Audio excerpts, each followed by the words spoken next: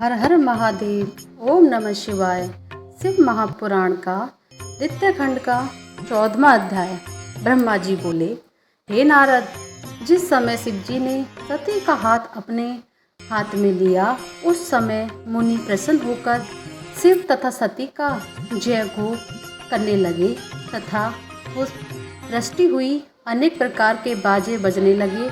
दक्ष प्रजापति ने दहेज स्वरूप बहुत सी उत्तम वस्तुएं, अमूल्य रत्न आदि दिए। अन्य रीतियों के पूर्ण होने के पश्चात मैंने हवन का आयोजन किया। दोनों की गांठें बांधकर भंबारे फिरने लगे। उस समय एक महाभयानक कांड हुआ। मेरी इच्छा शिवजी को मोहित करने की थी, परंतु मैं स्वयं ही उस रोग में ग्रस्त हो गया, अर्थात भामरे फिरते समय सती का चरण कपड़े से बाहर निकल गया। जब मेरी कामुक दृष्टि उस पर पड़ी तो मैं मोहित और मुग्ध होकर बुद्धिहीन हो गया। ऐसी दशा में मेरे हृदय में सती का अनुपम रूप देखने की अभिलाषा जागृत हुई।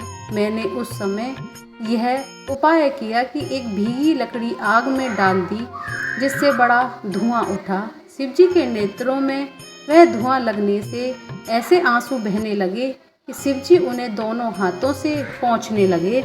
ऐसे सुअवसर से लाभ उठाकर मैंने सती के मुख से घूंघट उठाकर उनका सुंदर स्वरूप देखा तथा कामदेव के प्रचंड वेग से दुखित हो सब धर्म कर्म को भूल गया।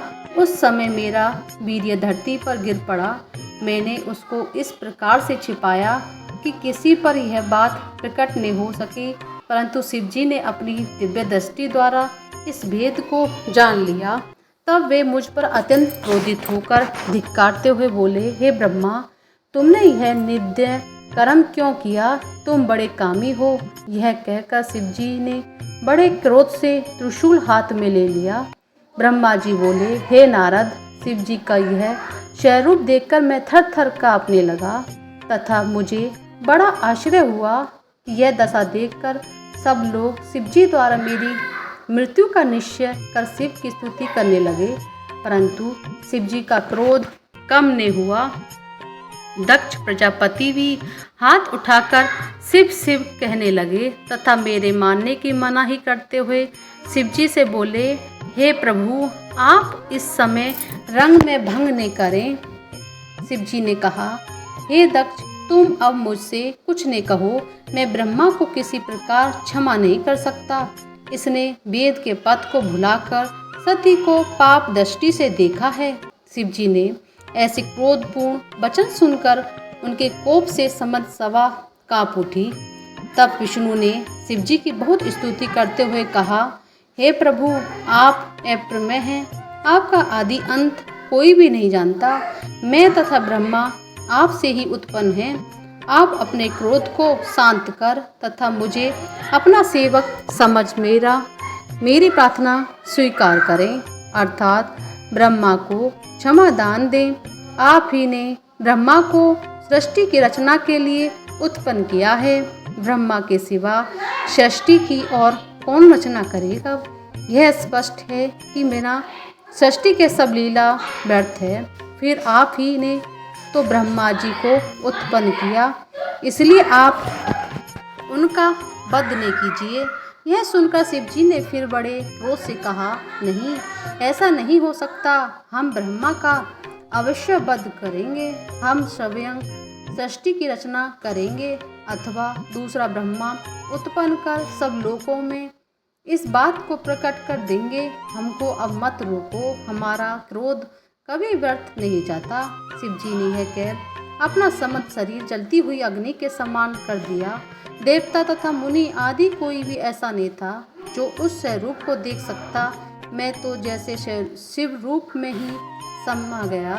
दक्ष को भी अति खेद में सब आनंद विस्मरण हो गया।